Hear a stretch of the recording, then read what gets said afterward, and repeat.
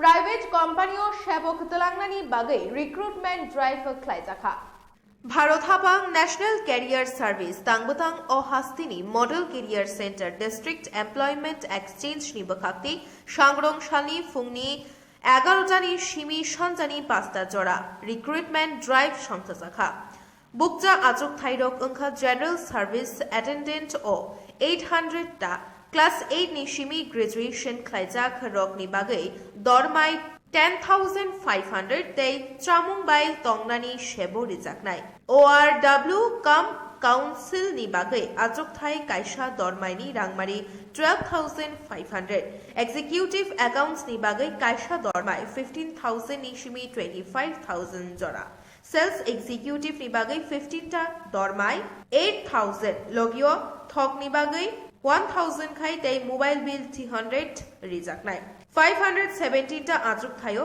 बड़क लांजाकनाय আজকে আমাদের যে ভারত সরকার ন্যাশনাল ক্যারিয়ার সার্ভিসের যে প্রজেক্ট সেই প্রজেক্টের আন্ডারে আমরা প্রায় প্রতি মাসেই চেষ্টা করি একটা করে জব ফেয়ার বা রিক্রুটমেন্ট ড্রাইভ করার।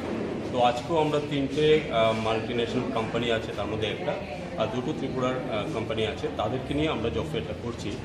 তাতে টোটাল ওপেনিং আছে 517, 517টা।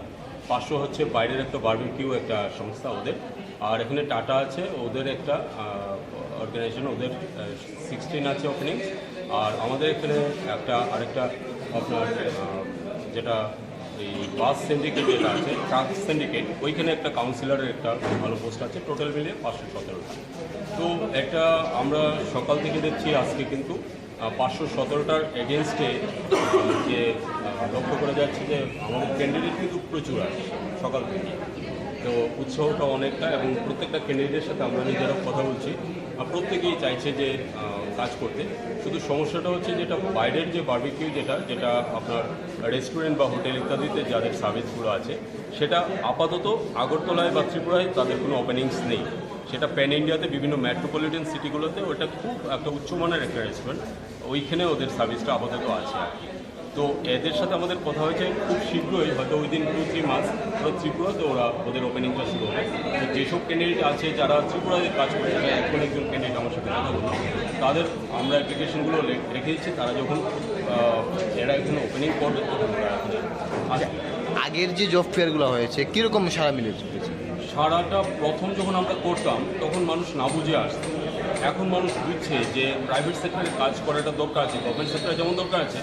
গভর্নমেন্ট সেক্টর পেতে গেলে একটা প্রক্রিয়াতে আমরা নিজেরাও জিআরবিটি করছি, দেখছি প্রায় 4 থেকে 5 বছর লেগে যাচ্ছে। ওয়াইজ প্রাইভেট সেক্টরে কি আজকে যেটা ইন্টারভিউ হলো, ও 2 দিন দুটো আর ইন্টারভিউ হবে, তার মধ্যে কিন্তু ওদের সিলেকশনটা ওরা যদি যোগ্য হয় ওরা পেয়ে যাবে, তাহলে সেখানে সুযোগটা কিন্তু অনেকটা বেশি। তাই মানুষ কিন্তু আস্তে আস্তে ঝুঁকছে, কারণ private sector government sector ultimately যেটা দরকার আমাদের আর্নিং, একটা ইমিডিয়েট আর্নিং দরকার। যারা এখানে এসে প্রত্যেকেই এরকম যে ওদের একটা ইমিডিয়েট আর্নিং দরকার, আজ উদয়পুর বা বিভিন্ন জায়গা থেকেও কিন্তু এসছে।